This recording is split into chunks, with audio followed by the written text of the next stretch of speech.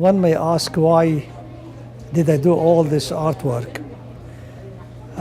My feeling is that I have to express what I feel and what I believe in my own way, and no better message than art. So I wanted that to be inherited by my children and grandchildren, and to have an idea that the roots, get to the roots. And I think that materialistic life is not all what there is. One have to have some spiritual life in an artistic way.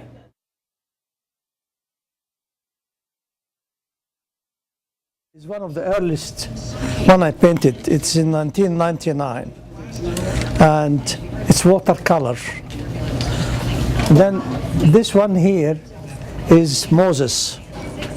You know, Moses and his staff, when he pushed it and became like a snake, which engulfed all the other snakes of the magicians from Egypt.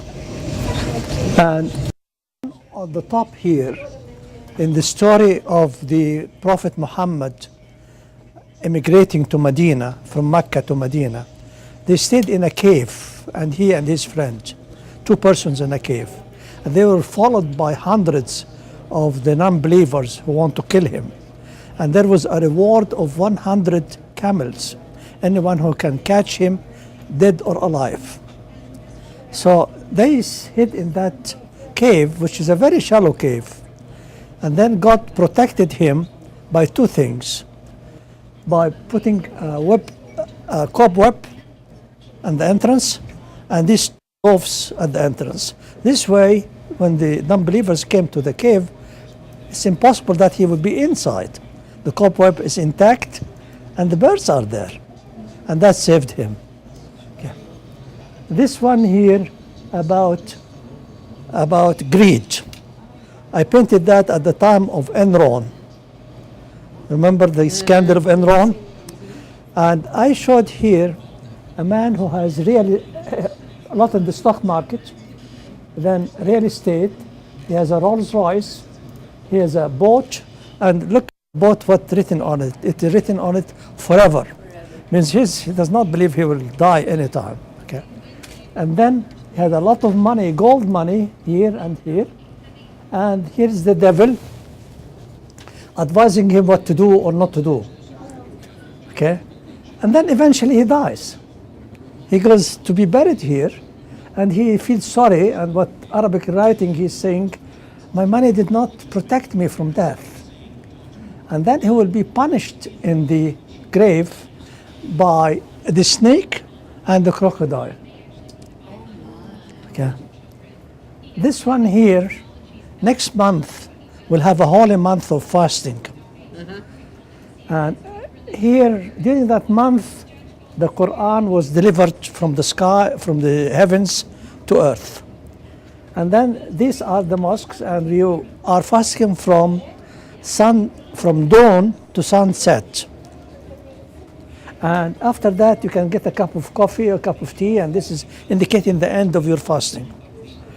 And then at night, the kids carry a lantern, and they go from one house to the other asking for candy, like the Halloween. But this is not only one night, it's 30 nights. Oh my. So whole month. So when people generous with the kids, and they give them a lot of goodies. Okay. This one here, we're talking about racial prejudice. There was a racial prejudice about 600 at 600. That's 1400 years ago. In Saudi Arabia, there was a lot of prejudice. This is a slave. This is black. This is white. Then the Prophet came and said to the people, "Listen, God does not look at your faces. He looks at your deeds and your hearts.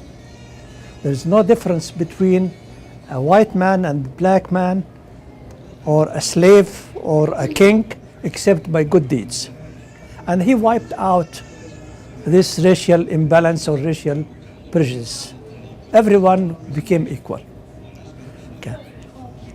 This one here, in one of my books, there are 100 names of God.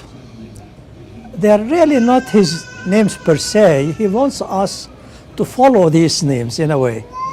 For example, this one here, just, to be just. This whose name is the just. This one is here the patient or the forgiving, Halim, and so on all the 90 names. So this is an example for us to follow. There are a few of them he kept him for himself only. You cannot say I am the magnificent. You cannot say that.